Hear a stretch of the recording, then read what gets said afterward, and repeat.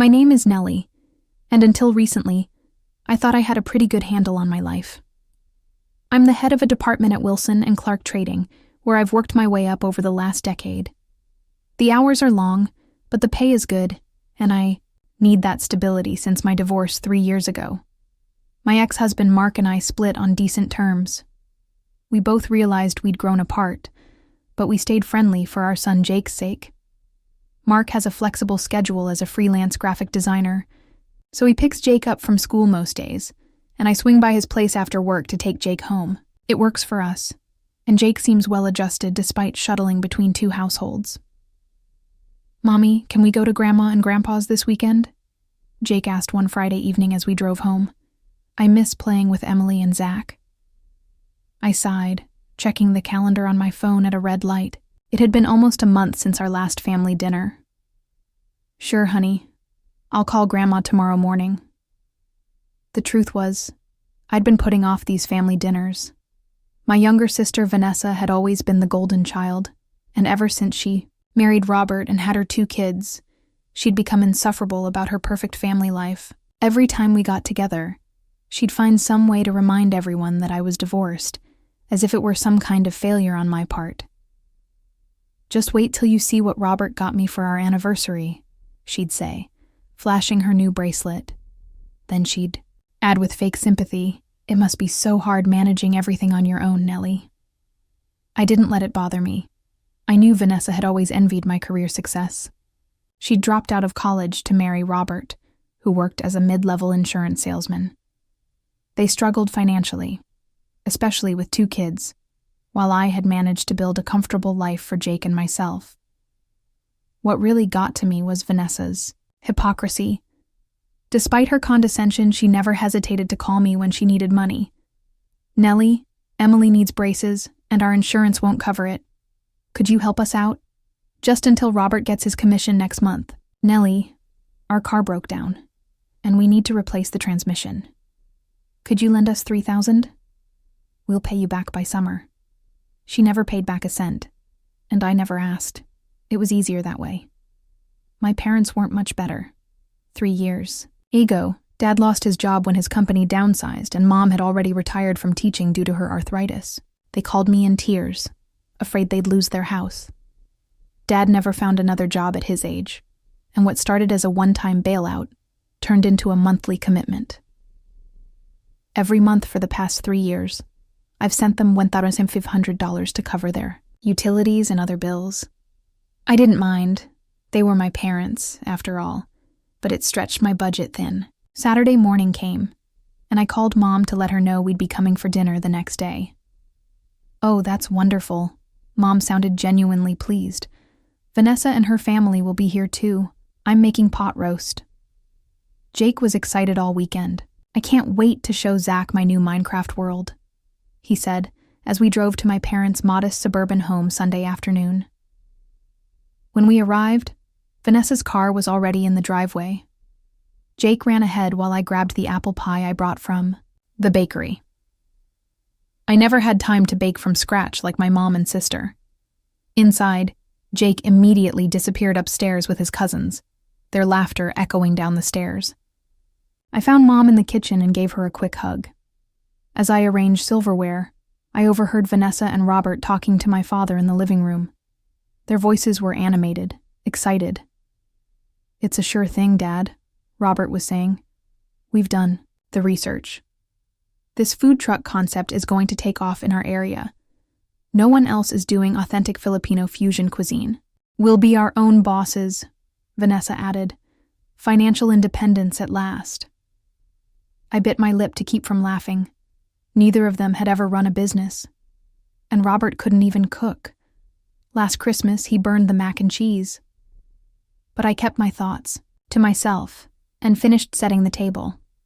When Mom called everyone to dinner, we all gathered around the table. Jake sat between his cousins, all 3 kids giggling about something on Zach's tablet.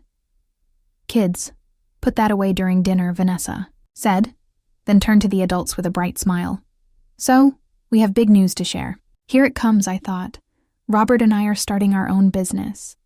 A food truck specializing in Filipino fusion cuisine. Robert's grandmother left him all these amazing recipes, and we found the perfect truck for sale. My parents made appropriate noises of excitement and support. Dad clapped Robert on the shoulder. "That's wonderful, honey," Mom said. "You've always been so creative." Vanessa beamed, then cleared her throat. "We just need a bit of startup capital, about $150,000.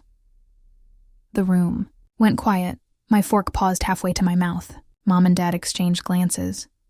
"We'd love to help you out, sweetheart," Dad said slowly. "But we just don't have that kind of money right now." I cleared my throat and took a sip of water, buying myself time to think. Everyone was staring at me expectantly, like I was about to announce I'd fund Vanessa's ridiculous food truck scheme. "I'm sorry," I said firmly, "but I don't have that kind of money either." Vanessa's smile faltered. "What do you mean? I know you got money from the divorce settlement. You and Mark were saving for a house. That money is in Jake's college fund now," I said, which wasn't entirely true. Some of it was, but I'd also invested a portion for my own retirement. After all, no one else was looking out for my future. "Well, you make great money at your job," Vanessa pressed. "You could take out a loan. The bank would approve you with your credit score and income." I couldn't believe what I was hearing. "You want me to go into debt for your business idea?" "It's not just an idea," Robert jumped in. "We've got it all planned out. We'll pay you back as soon as we start making profit." "Which would be when, exactly?" I asked, trying to keep my tone neutral. "Have you calculated your operating costs? Your break-even point? Do you have any experience running a food service business?" Vanessa's face flushed red. "You don't need to be condescending just because you have some fancy corporate job. Not everyone wants to be a wage slave their whole life." "I'm not being condescending," I said. "I'm asking basic questions any investor would ask. Look, I think you should talk to a business advisor before jumping in. The failure rate for restaurants and food trucks is really high."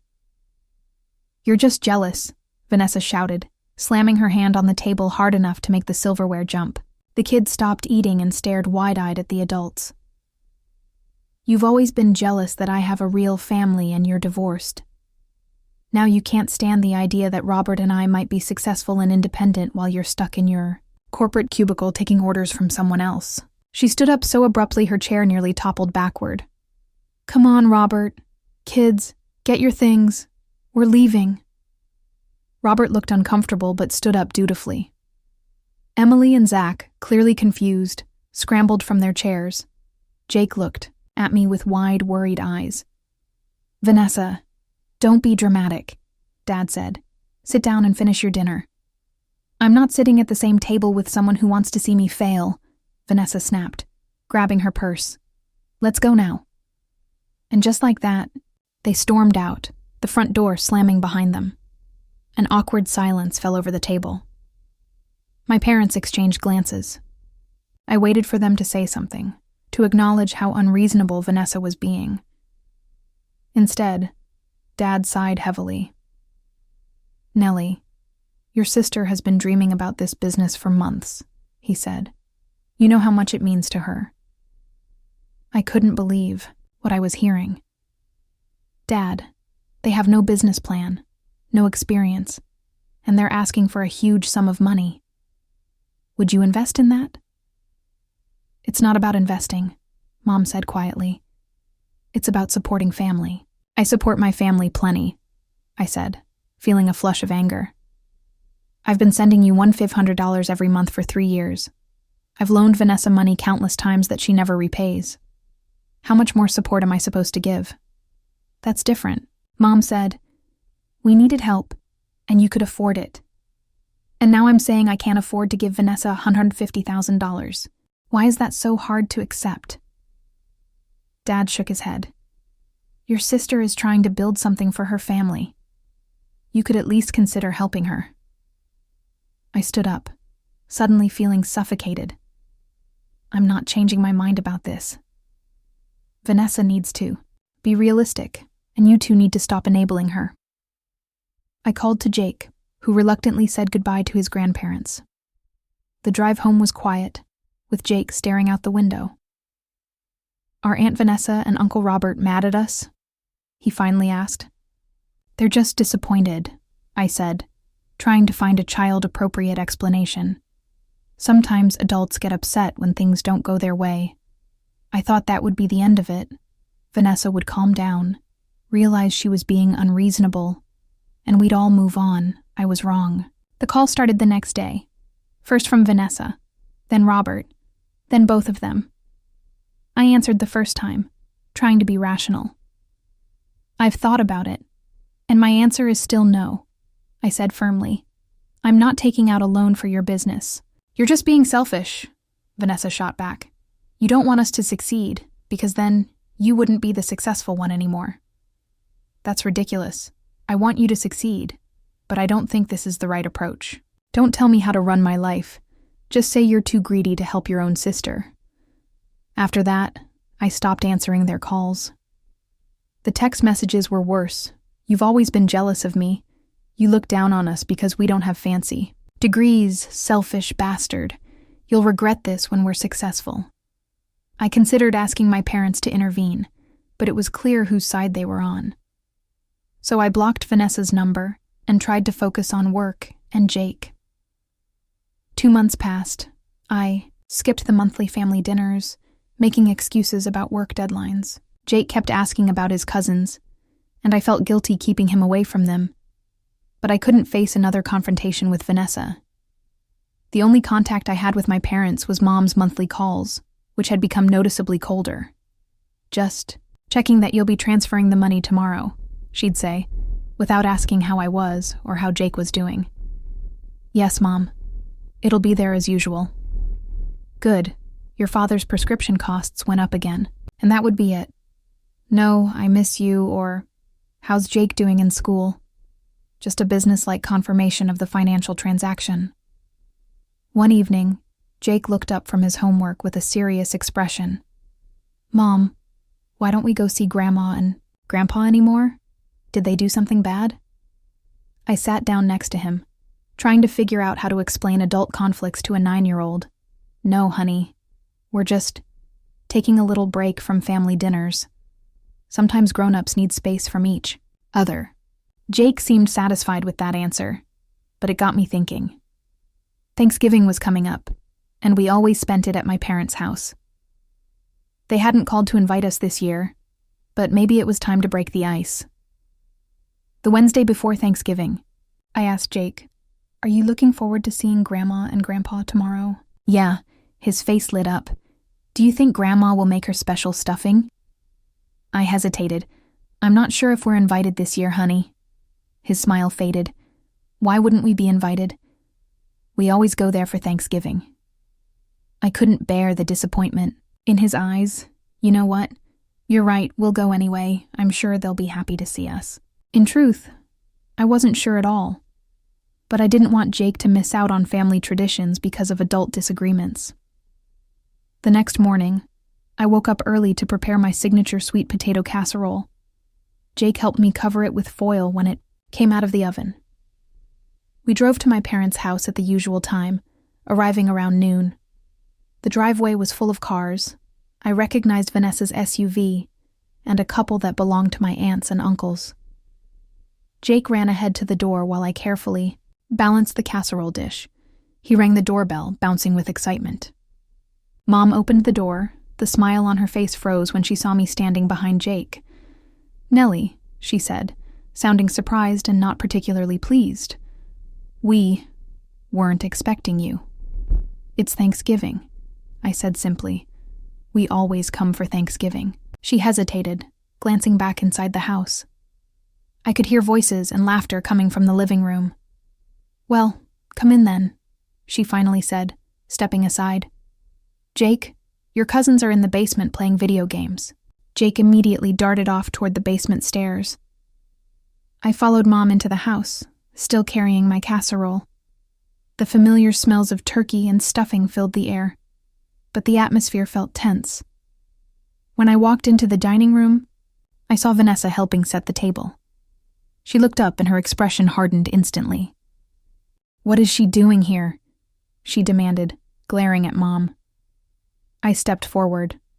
I brought sweet potato casserole, I said, holding out the dish as a peace offering. Vanessa marched over, snatched the dish from my hands, and to my shock, walked straight to the kitchen garbage can and dumped the entire casserole into it. "We don't need anything from you," she spat. "You're not welcome here. Get out." "Vanessa," Mom gasped, but she made no move to stop her. "What's going on?" Dad appeared in the doorway, looking confused. "Nellie showed up uninvited," Vanessa said, "after she refused to help us. After she's been ignoring everyone for months, she thinks she can just waltz in here like nothing happened." I started. "You thought wrong." Vanessa cut me off. "You don't get to pick and choose when to be part of this family. You made your choice when you refused to support us." She stormed past me toward the basement. I followed her, concerned about what she might say to the children. When we reached the basement, Jake was sitting on the floor with Emily and Zach, all three of them focused on a video game. "Emily, Zach, come here right now," Vanessa commanded. The children looked up, confused. She grabbed both her children by their arms and pulled them away from Jake. "You are not to play with him," she said loudly, pointing at Jake. "His mother is a bad person who doesn't care about family. He'll probably turn out just like her." Jake's face crumpled. "Mom," he called out to me, tears welling in his eyes. I was frozen in shock. How could Vanessa say such a thing in front of a child? Before I could respond, Dad appeared on the stairs. "Nellie, I think it would be best if you—" "And Jake left," he said, his voice firm. I turned to him in disbelief. "Dad, you can't be serious. Vanessa just said horrible things to Jake. He's 9 years old." "This is our house," Dad said. "And frankly, you've caused enough problems. If you had just helped your sister like we asked, none of this would be happening." I looked around for support, but Mom stood silently at the top of the stairs, avoiding my gaze. My aunts and uncles were nowhere to be seen, probably still in the living room pretending not to hear the commotion. "Fine," I said, my voice shaking with anger and hurt. "Come on, Jake. We're going." I took his hand and led him up the stairs. He was crying silently, big tears rolling down his cheeks. As we passed Mom, I paused. "I can't believe you're letting this happen," I said quietly. "Your own grandson." She finally met my eyes. "You brought this on yourself, Nellie. Family supports family." We left without another word.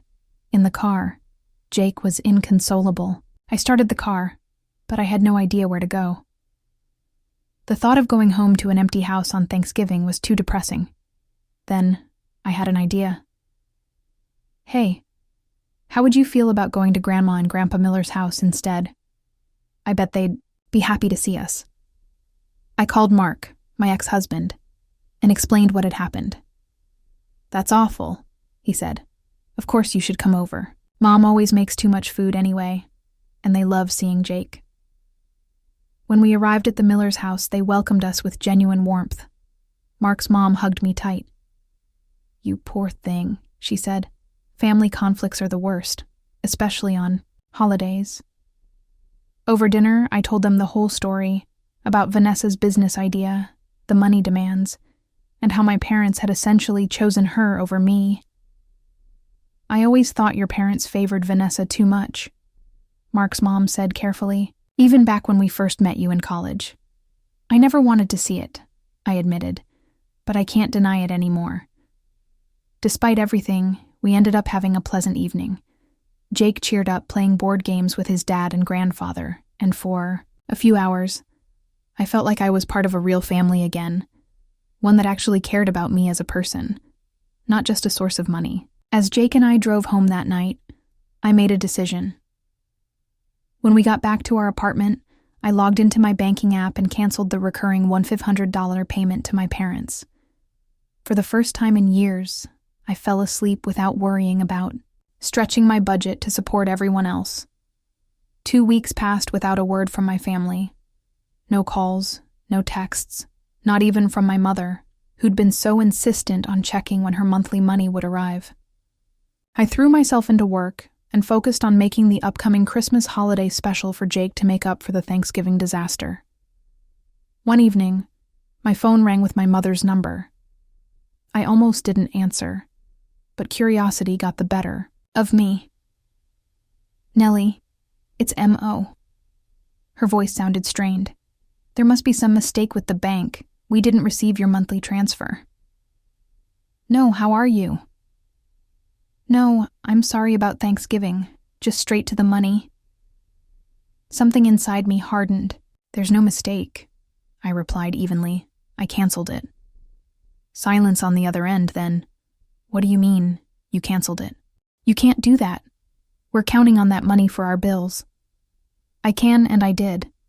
After what happened at Thanksgiving, I don't think I owe you anything." "Nellie, that was just a misunderstanding. Your sister was upset, and things got out of hand." "A misunderstanding. I couldn't believe what I was hearing. You and Dad kicked out your grandson on Thanksgiving. Vanessa told her kids not to play with Jake because he's bad, and none of you did anything to stop it. We were upset. People say things they don't mean when they're upset. Well, I meant what I said. I'm done sending you money." Mom's tone changed. Instantly. "You have no right to do this to us. After everything we've done for you. We raised you, put you through college. And I've been paying you back for 3 years. $1,500 every month. That's $54,000, Mom. I think we're square. This isn't about keeping score. We're your parents. You're obligated to help us. Funny, I didn't feel like your daughter when you chose Vanessa over me and Jake. You're supposed to be Jake's grandparents, but you let Vanessa treat him terribly. You're just being vindictive because we took your sister's side about the business loan. This is petty, Nellie. Think whatever you want.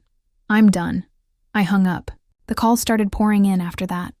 From Dad, from Vanessa, even from aunts and uncles I rarely spoke to. I refused to answer. When the calls didn't work, they started showing up at my workplace. I was in a meeting when my assistant poked her head in. "Sorry to interrupt, but your parents are in reception. They're insisting on seeing you." I excused myself from the meeting. In the reception area, Mom and Dad looked disheveled and desperate. "This is inappropriate," I said quietly. "I'm at work." "You won't answer our calls," Dad said. "What choice did we have?" "I've said everything I have to say. Please leave before I have to call security." Mom burst into tears. A performance that had worked. "On me countless times before, how can you be so cruel? We might lose our house. I've supported you for 3 years.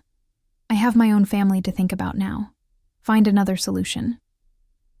"Fine," Dad said, his face red with anger. "But don't think you can come crawling back to us when you need something." I almost laughed. "When have I ever been the one crawling to you for help? It's always been the other way around." I signaled to the security guard, "Please escort them out." As they were led away, Mom called back, "Your sister was right about you all along." That night, I received a text from Vanessa. "You vengeful, selfish bastard. Mom and Dad might lose their house because of you. I hope you're happy, Miss High and Mighty Corporate Drone." I blocked her number, then went through and blocked my parents, an extended family on every platform. It was surprisingly liberating. A month later, I ran into my cousin Rachel at the grocery store. She looked uncomfortable seeing me. "How are you, Nellie?" she asked cautiously. "I'm good, thanks. How are things with you?" She hesitated. "Look, your mom asked me to talk to you. They had to take out a loan to cover their mortgage.